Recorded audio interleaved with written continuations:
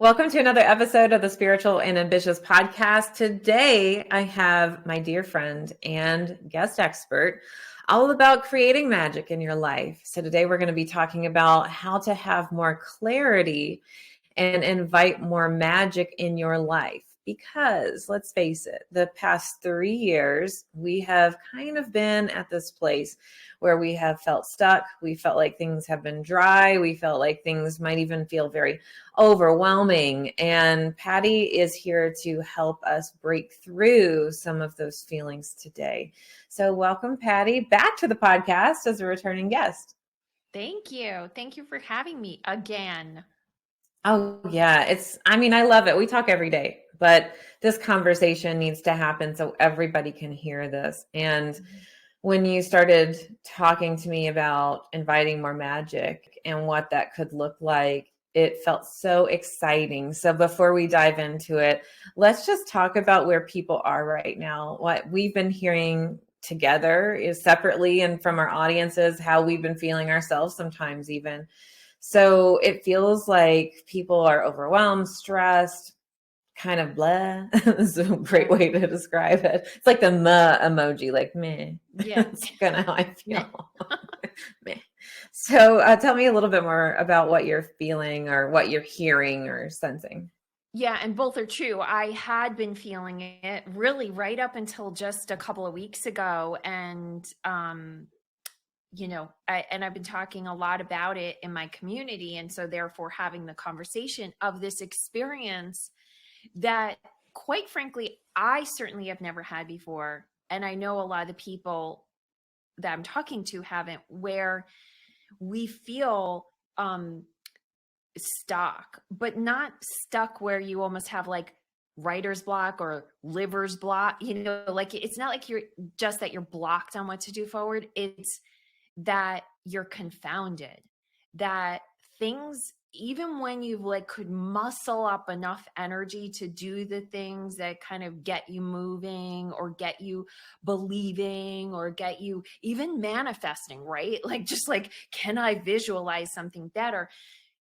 They are not only not working, but a series of experiences have happened over the last couple of years, that have left me feeling, and not you specifically, Whitney, I won't put that on you, but almost like they've blown back up in your face. Like something where you thought you were following inspired action or you were using a process that used to work. It not only doesn't work, it then gives you a negative response. Your environment gives you a negative response. And that is very, very scary. You may not say, like, you listening may not have thought it was scary up till this point, but what has happened is hope is now feeling risky. Like, believing in possibility feels scary because we feel collectively as humanity like we're waiting for the other shoe to drop. And there's brain stuff going on that's causing this. We think everything is working differently, like the stuff we used to do that worked is not working anymore. And it feels like that's true. It feels like that's true. But actually what's happened is your brain can only see what it believes it's supposed to see. Like, it is impossible for a brain to see something it does not believe in, short of you going through a life-threatening event. Like, we've heard of people's brain chemistries changing because they they have a serious fall or an accident, or, something like that happens. If something like that happens, it can like rewire everything for sure.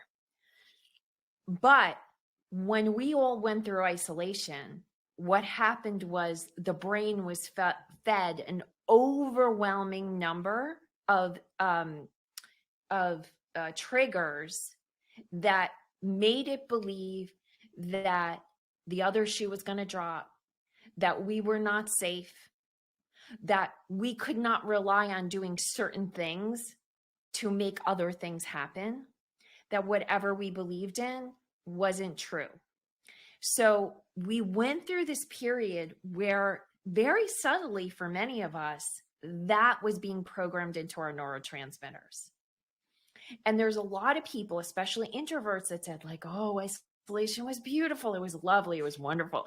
And yes, surface wise, you may have experienced that way, but your brain was experiencing something totally different. And it was being programmed then to be in a constant state of the other shoe is going to drop. And so when we all left isolation and then we stepped out into the world, anything that didn't match that the other shoe is going to drop experience got registered at a much lower level. So you have changed, you are experiencing the world different, but it's not because the external world is so significantly different in terms of the metaphysical world. It's not that the energetic world is interacting with you differently. It's not that the things that used to work aren't working. It's that we didn't realize that there were these minor events that used to give us an emotional reaction that kept us on our path that we no longer register.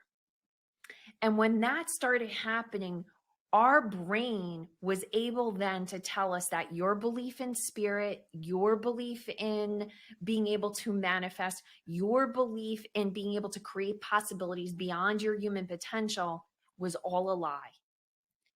And now you see these beliefs have put us, me, the ego, and me, the soul, at risk. And you, the human, need to let the fear brain have control. And that's the place we're actually at right now. That's really powerful. Hope feeling risky. And in summary, it wasn't that those modalities, those things that you used to believe in or used to manifest weren't working.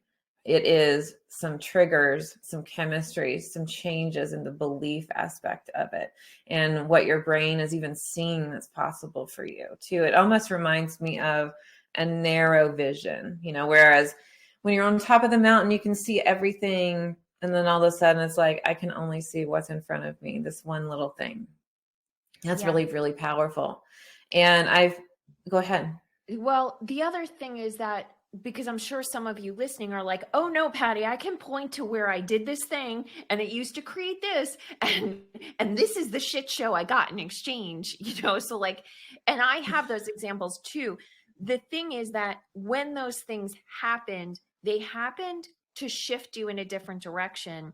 And you were still in the middle of your metaphysical story. You were still in the middle of the energetic experience of that happening, but your brain calculated it as the end of the story and it shut you down. And all your resources went into protecting you from what you fear rather than continuing to move in the direction of potential and possibility. So I just wanted to clarify that, because I am not diminishing the fact that, and Whitney listens to me like, well, first of all, if we take just last week, Whitney was listening to very long voice texts about how shit was going wrong for me. But so there's like legitimately things not working the way they are supposed to be. But the reason is that the places we're being taken are vastly different than where we've been taken before.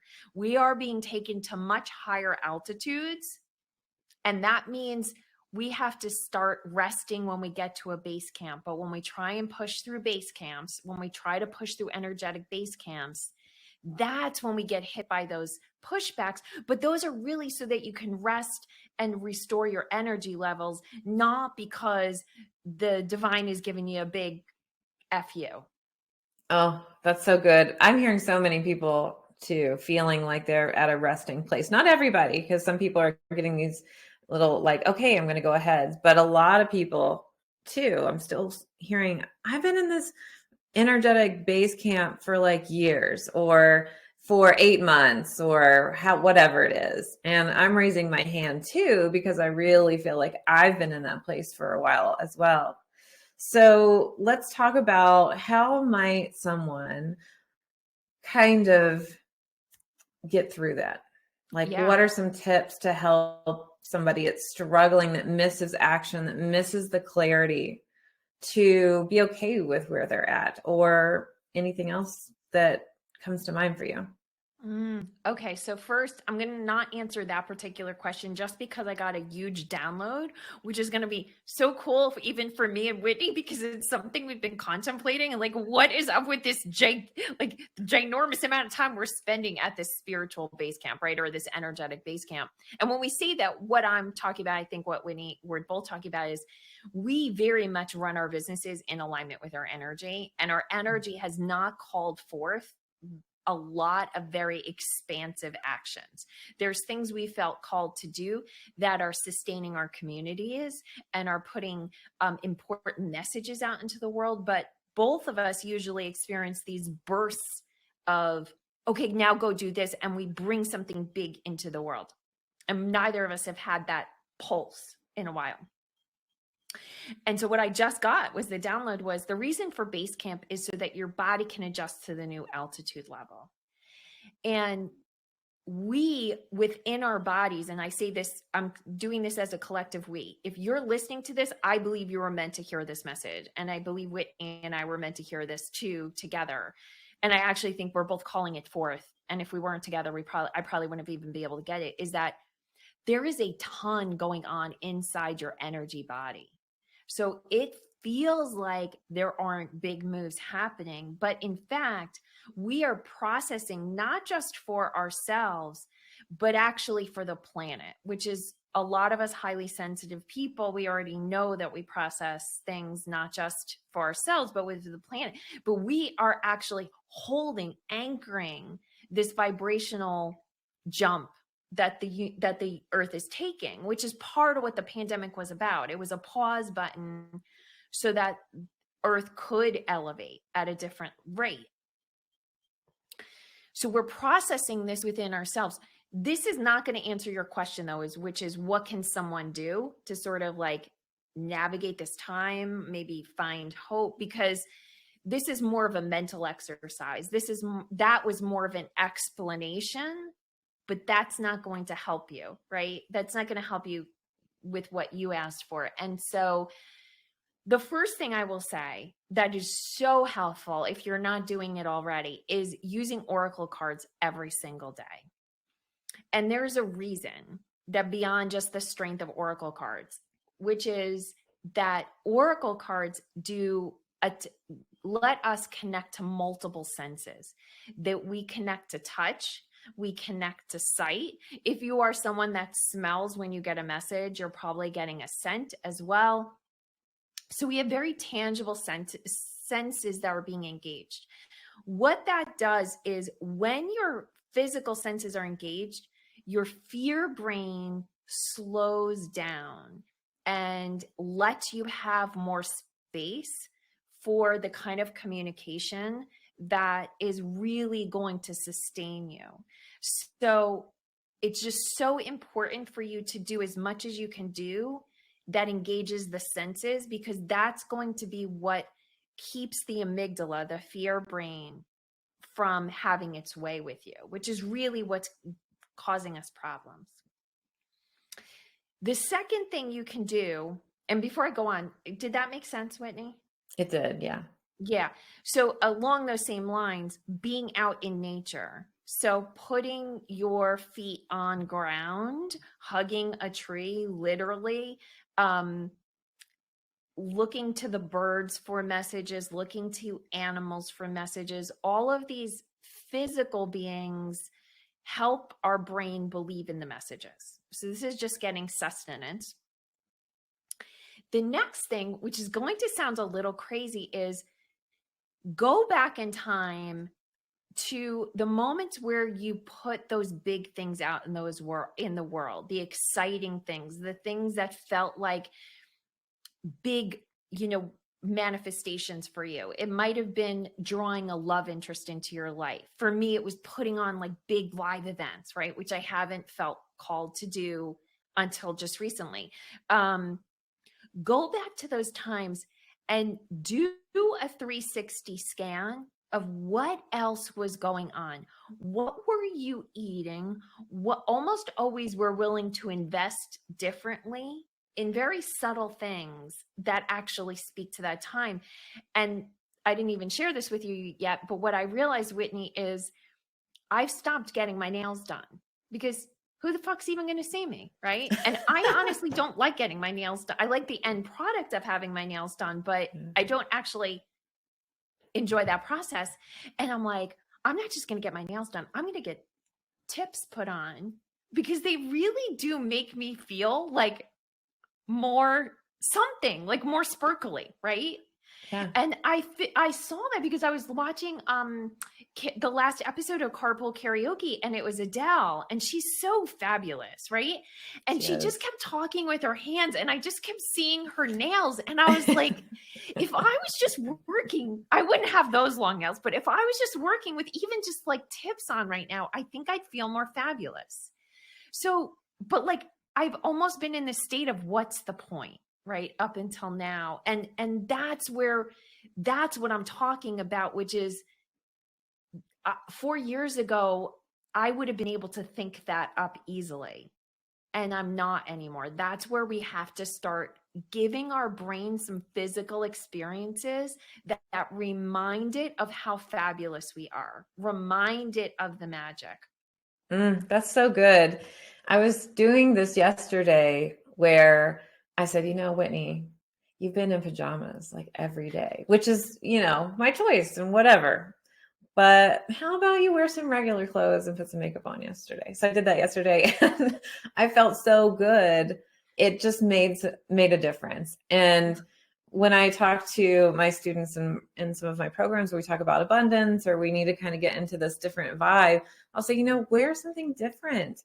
Wear something that feels goddessy. If you feel like you just can't find it. And that's what that reminds me of, like, get your nails done, whatever it is that feels really good for you. It's such a good reminder because especially with the pandemic, we were pretty much at home and that's it. So this is a great way to kind of get back into our brain of let's access that magic. Let's access that manifestation and how we felt at that time. That's a really, really good one. And we're going to take a really quick break. But when we come back, I want to talk about clarity, why we feel we don't have clarity right now and how we can get more clarity and invite more magic into our lives. So hang out with us for just a few moments. We'll be right back. This episode is sponsored by my free Spirit Guide Masterclass.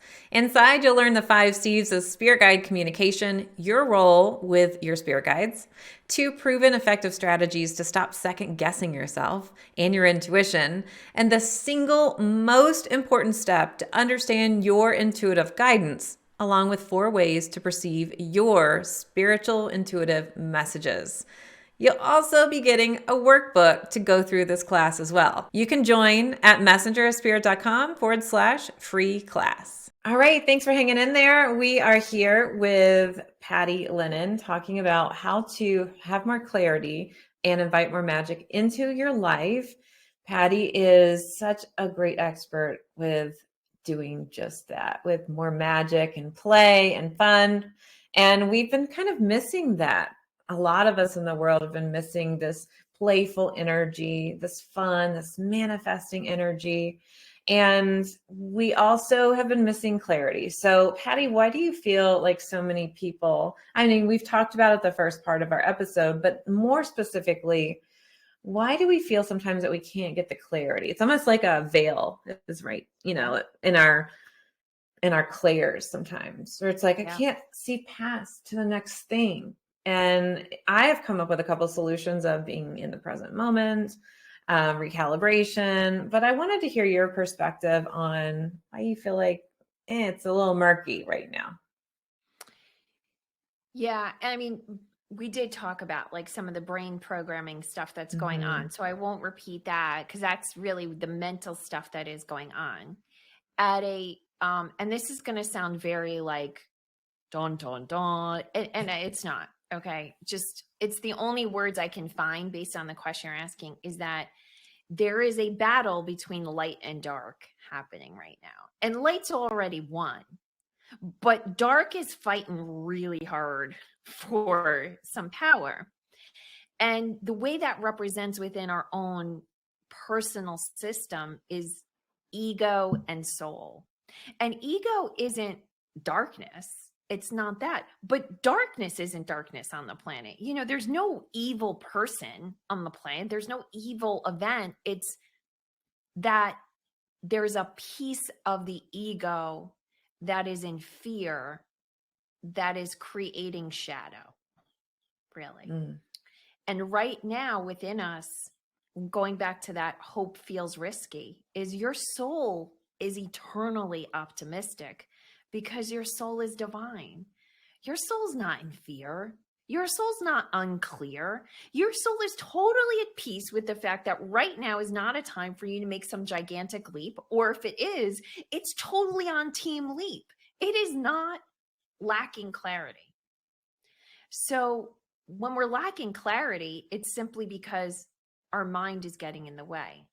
But historically, at least for me, and I think for you too, Whitney, is we could feel it. We could feel the discernment of, our soul's calling us here, but our mind is doing something different. But what's happened is because of the pandemic, our brain acquired, our ego, our amygdala acquired some extra neural pathways that it can plug into, that we just have to reduce the size of them. So like neural pathways run deep or they run very shallowly. And the deeper ones are because we continually run thoughts through them. Well, the pandemic created new neural pathways, and they weren't good ones, or they strengthened existing ones. And so it's almost like if you had like, the Oz, the Wizard of Oz, and you've got this little man and he's like shifting gears right behind. The amygdala's got a whole bunch of new gears. And so all the tools you had to deal with your old bullshit don't work because it's new bullshit. And you just haven't acquired the tools to manage the new bullshit. That's on the brain level. On the energetic level, what's happening is we have some old energy cords and some old energy pathways, but like almost think of it like not just an individual cord, but almost like an energy strand that runs back to the past, multiples that must be released. They must be released now. And before, we used to be able to spiritually compartmentalize them. But now they're all stepping forward because for our soul's evolution, we must release. We must release. And so that is calling forth our soul's attention. So where our soul can normally be in there and be like, shut up, ego, we're fine. Our soul is like calling us to deal with some old stuff. And that feels really uncomfortable. So also, when we think we don't have clarity, what we have actually is clarity, but we don't want the clarity we're getting. And so we're denying it. Oh, yeah. I can see that. It's like when people pull the Oracle card and they're like, no, don't like that message. You must stick it back in the deck. Get another one. Yeah, totally, it's funny because with your deck, I told you this because like a couple of weeks ago to like from like a couple of weeks ago to about 3 months before that, I knew I was cloudy. Like I knew I just didn't have clarity. So when I pulled the cloudy card, I was like, yes, I just took it as permission to do nothing. Nah, yeah. Answer's not here. Oh, well, right? Yeah. I mean, that does give you permission. I like that. I like that perspective. It does.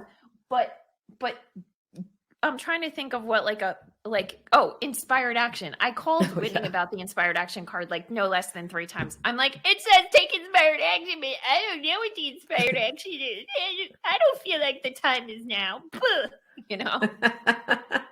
That's right. So if you're pulling, I'm going to explain that. If you're pulling the inspired action card, also know that you don't have to be doing anything now if you don't feel inspired to do it. It's like a permission card of just allow for it to come in, and it's okay to wait. And when it does come in, take that action. So it's also a permission card, but I wanted to explain it since you brought it up because I'm sure other people have questions about it too.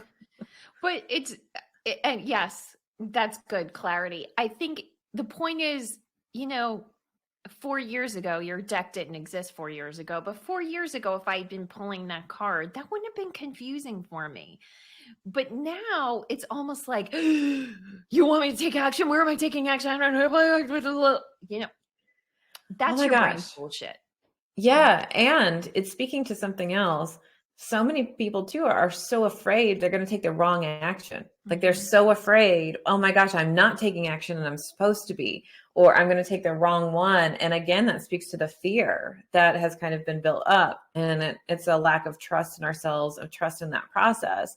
So it sounds like to break through and have more clarity, we would need to remove cords, remove this past, and create new pathways, which I feel, and you can correct me if I'm wrong, is to invite more magic into your life and new patterns. So could you tell us a little bit about what magic kind of means in your context and how we can do that? Yeah. So, I mean, typically when I'm talking about magic, I'm talking about the energy that bridges us from where we are to where we want to be when we don't believe our human effort can get us there. Hmm. And that's almost always the context I'm talking about it in. But at an even more fundamental level, when we're talking about the magic we all need right now, we're talking about divine life force. Every time we put our attention on fear, we drain our life force. Not permanently, but it's like we send our life force into something. And I'm talking about your divine life force. I'm not talking about the thing that keeps your heart beating. I'm talking about the thing that makes you who you are, the thing that animated you when you became a human, you know, the basic makeup of your soul. It's time to call it all back into center, to pull it back from the past, because that's the other thing is as the fear brain got activated, we start sending more energy back to our past without even knowing it, because we start taking care of other things we were afraid of that we had compartmentalized, right? Yeah. It is time to pull that life force back into your soul and then unleash it and send it out into the world forward, because right now it's going backwards and we need to pull it in and send it out going forward. Does that make sense? So it does. And how do we start to do this? Because I know that you're having a 2-day event about unleashing your magic, but are there any tips that you can share as a little preview? And then please tell us about that event too. Yes. So, well, because the clarity came first before the event. Like this, the reason Mm-hmm. I'm doing the event is because now it all suddenly dropped in, and this is what we have to do. And the thing is, what we have to do is first look at the reality, look at our reality, right? And I mean that both in the good and the bad, which is yes, look at the things that are making you uncomfortable, but also see the blessings. I was just talking to a friend about the event and she started crying and she said, I can't feel the blessings anymore. She was like, I can see them with my eyes, I can know them with my mind, but there is something inside of me that won't let me enjoy my marriage the way I used to. And she's been with her husband for like 20, 25 years. She knows he's a good man. But all she can get any energy around is what he does wrong. And it's Mm, not like he's a bad husband, right? It's this. yeah. So the first thing we have to do is really, okay, look at what's not working, but then really look at what is working. And when you can't feel that, really acknowledge that desolation, really acknowledge that disconnect. So that's step one, right? And then from that place is take what you see is not working, whether it's the fact that you can't appreciate something that is real or there's something that you don't like, and then flip it on its head and start to see what it points a light to, because that's what we've been resisting doing. Now, that's not easy to do unless you start to also acknowledge the choices you've made and the parts of your past that you haven't forgiven yourself for. So that is coming to a place of forgiveness to yourself. And you might use Ho'oponopono. You might use your own process. You might use journaling, but I'm one of those people where I was like, yeah, forgive my past self. Can I just move on? Like, can we just accept, yes, I know I was always doing the best I could with what I had. And right now the divine's like, no, no, actually, we're not going forward now. Like this is a reckoning. You have to actually look at the choices you made and truly know you were doing the best you could. You can no longer just know it with your head. You must know it with your heart now. That's powerful. And then from there, really call in the help of your wise ones, of your spiritual wise ones, your ancestors, your spirit guides. Really call in the counsel of wisdom and listen, even if you don't like what they're going to say, because what they're going to say is not going to be like, you screwed up. What they're going to say is patience. They're going to say you are on the right track. They are going to say you can focus on this right now, and this one you need to leave in the divine's hands. That's so good, Patty. Thank you for sharing that. So tell us a little bit more about this event that's coming up on the solstice. I know I'll be there talking about spirit guides and oracle cards, and I'm excited. But tell us a little bit more about what you might expect with this Unleash Your Magic event. I'm like asking a question and I'm telling people about it. But when you started to tell me what was going to happen, I got really excited, and it felt like it was joyous. It was fun, because I feel like we've been stuck in this serious place where we have to like put our head down and focus, or at least we feel that way. And this event feels really magical, fun, and just kind of reminds me of like fairy energy in a way of, oh, I get to play in that way. So I'll be quiet finally and let you talk. No, it's funny that you said that, because everything I just said now is just like, bah, duh, like do this. And it actually, forgiveness is like, it really can be playful, because the truth is you're fabulous. You're fabulous.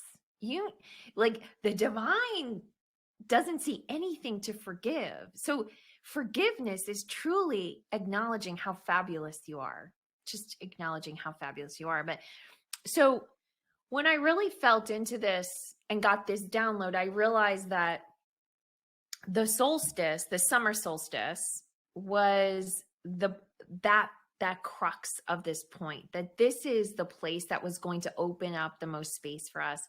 And this is really about, for me, as I started to get these downloads, I just felt like doing this alone there's just so many opportunities for our mind to take over. And I really wanted to be able to hold the space for people so that they could come into this 2-day experience and just let go. Just have like,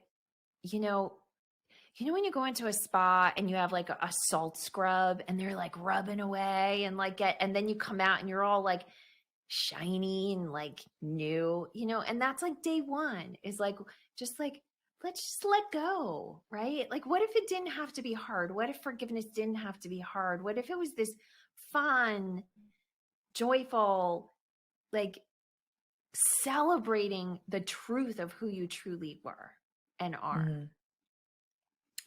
And using practices, for everything, for me, is about blending both the metaphysics and the brain science. So it's just me, like, very subtly, like deprogramming those neural pathways so that there isn't something someone has to do to release all of this. It feels risky to hope, right? Like, what if someone could flip a switch and the possibility was like you're programming again, right? So that's day one. And then at the end of the day, we're going to do a summer solstice ceremony. And then as we move into day two, we're going to take all of that energy and start to create the way forward, right? Like you'll identify what the actions are that you already know you want to be taking. You will connect to your council of elders, your spiritual council of elders, for guidance. You're going to get, the connection to those forces that used to be such an easy, like you used to easily tap them before we went through this fear building exercise called the pandemic, and realize, oh, they were always there. Oh, there you are. There you are. Yes. So, and there will be crystals, and there will be smoke clearing, and there will be oracle cards, and there will be guest teachers who are brilliant. And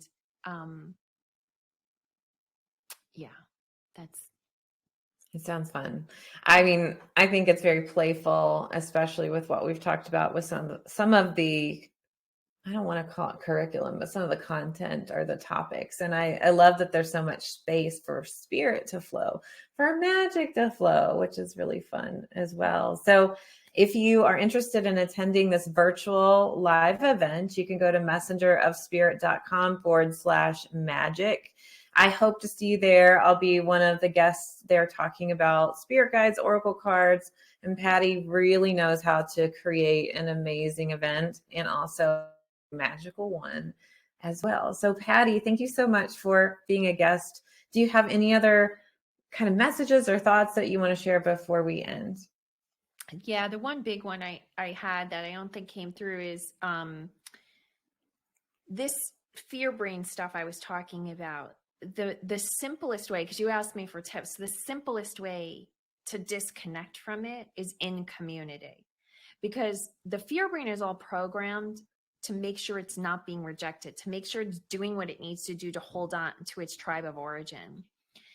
So when you're doing something by yourself without community, it feels like you're carrying the weight of the world on your shoulders, especially when it involves fear. When you start to bring in other people, you can just witness them letting go of the past. You can witness them taking a step forward. You can witness them doing pretty much anything. And with you're within proximity to them, it does it, like it reprograms you in the process. So, if you can get into community in whatever you're doing, that is going to make it just 1,000 times easier, no matter what it is. The example I use is to make it make sense is if you go to a yoga class, if you practice yoga and you are in the room with someone who's able to get into a pose that you haven't been able to get into yet, usually because of fear, handstands are a really good example. Your rate of being able to do that goes up like exponentially. And I experienced it myself. I didn't believe it. I couldn't get into a handstand. I was like, what is this? And then and it was the 5th class of doing it around other people. And all of a sudden I just flew up into a handstand.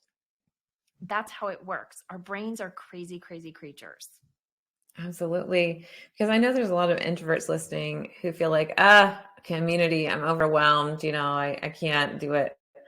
When it's a community of people who have a vibration that's there to support you, it's not necessarily overwhelming. It is a wave of support.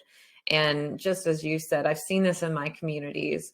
Even if you feel like you are not necessarily speaking up and being super engaged in it, just being around people who are and have that vibration does affect your energy. It gives you this boost. It gives you this like wind beneath the wings. I feel like we should just sing that song, but it helps you kind of boost you up and go higher, which is really amazing. So I hope you all check this out, messengerofspirit.com/magic. I hope to see you there, and let's have more clarity, get out of this funk. So Patty, thank you so much for being on the podcast again. I appreciate you. And this is just awesome. Thank you. All right. So I'll be back next week with a brand new episode. But until then, here's to staying spiritual and ambitious.